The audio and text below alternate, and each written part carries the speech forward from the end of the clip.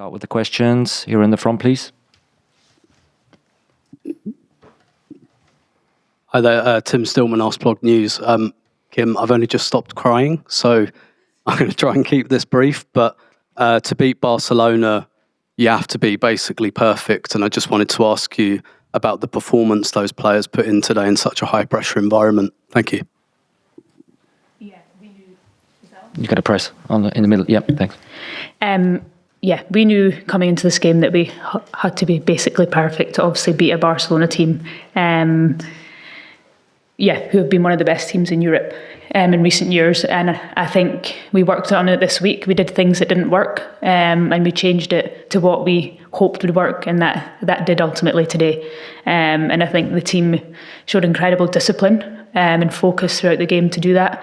And then as a squad, the players who came on to impact the game when the game was at 0-0 was pretty incredible. And for Beth and Stina to come in and make that impact obviously is another part of it. So across the board, it was just, an incredible performance.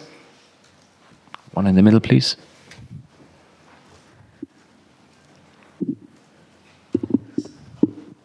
Hi, Kim. Emma Sanders from BBC Sport. First of all, congratulations. Incredible achievement. I can imagine this is really difficult for you, but if you can try and put into words just what this means to you, given your journey with Arsenal and just everything that you've dealt with at the club. Yeah, it's very special for me. I've obviously been at the club a very long time, and we've had incredible periods where we've been successful, and obviously the club won it in 2007, and I signed the year after that. So to still be at the club now, after that kind of long period, and to see how much it's done to progress the women's game and invest in us as players and as a club, it's truly special to be sitting here now today off the back of winning the ultimate trophy for club football is definitely the best moment of my career. Thank you. One here. Hi, Kim. Kit from The Times. It might be another kind of difficult one to put into words, but as well as a fantastic story and a fantastic journey for Arsenal women, this feels like, frankly, one of the greatest days in the 140-year history of Arsenal, one of the biggest football clubs in the world. How much are you aware of what you've achieved, even on that massive scale? Yeah, I'm not quite sure it'll have sunk in yet, even the way you've spoke about it there. I'm not sure that's probably gone through the players' minds yet, just because we're so in the moment. But yeah, to have won a Champions League with Arsenal, it obviously will definitely go down in history as one of the best moments this club's ever had. So to think about it, that is, it's incredible. I'm sure days after this day, we'll reflect on it and really see that. Graham Hunter from UEFA. First of all, congratulations. Thank you. The way that all of you played, particularly in stressful moments, either you played exceptionally or it felt like you read Barcelona really well about what they were going to do. How does the balance lie? Because it genuinely looked as if you'd anticipated everything that they had up their sleeve. Yeah, we spoke a lot about their rotations and how best to deal with them. And we tried some different things during the week that didn't work well, and tried, to play against that with our players. And we changed it to a way that we felt like we could accept a lot of their runs and movement, but also allow them to play mostly in front of us. And I think, yes, they did get behind us at times, but I think we were definitely in really good positions to defend the box when they did that, which was because of how we managed it in front.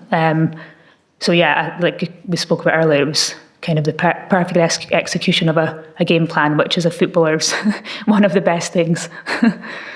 Thank you. Catherine. Hi, Kim. I think at the full-time whistle, there was yourself and Leo sort of collapsed to the floor. I think Lotta was there. Can you just tell me kind of what that moment was like when the full-time whistle went and you got to, celebrate with each other and then obviously lift the trophy together? Yeah, obviously I was near Leah, and we'd obviously gone through the game together, been quite close to each other as well, obviously been captain and vice-captain too. And it was a really hard game. It was hot. you had to go quite within yourself to bring out what we did, and try and stay focused. It's really difficult to do that when the temperature's high, and it's a really intense and physical game like that. So there's that kind of relief at the end a little bit, and then just that special moment to share with Leah, especially, obviously someone who's been at the club a very long time, and it means a lot to her, and with myself as well, and how much it means to me. So it's so special to share that moment, and then obviously to lift it with her too. One more here, please. Anna Caro for Flash Score. Can you say a word about what brings René Slegers to the team? Because it seems that since she arrived, the team can face anything, like any scenario during a game, and happen to win by the end of the game. Thank you.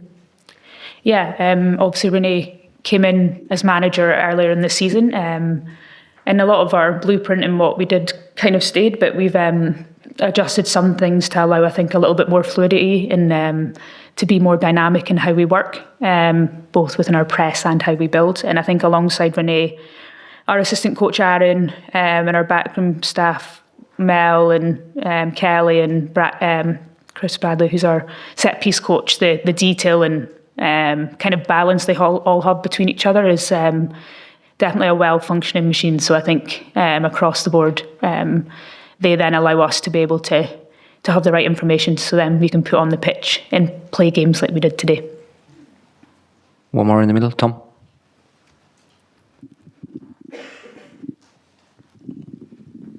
Thank you. Congratulations, Kim. Thank you. Can you tell us a bit about the sort of message in the dressing room, firstly before the game and then again at half-time, and what sort of things were you saying to each other to help deliver that performance?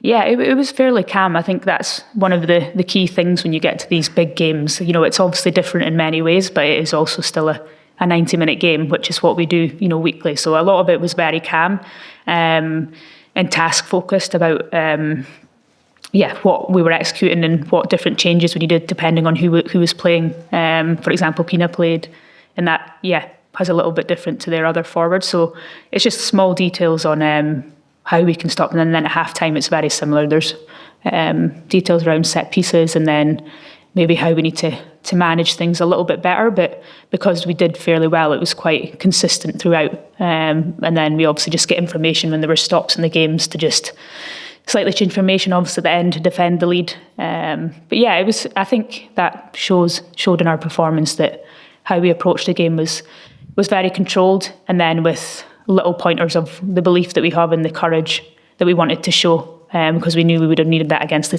team like Barcelona. Okay. Follow up? Follow up, okay. And then last one. Thanks. Thanks, Kim. So is that quite typical of René, that calmness, rather than say like a big Braveheart speech? She's quite calm. Is that fair? Yeah, definitely. I think she'll say her words in her speech, but in a very calm and controlled way and concisely. So yeah, definitely. Okay. Great. Thank you very much. Thank you. Congratulations. Thank you. So we'll continue with the head coach shortly.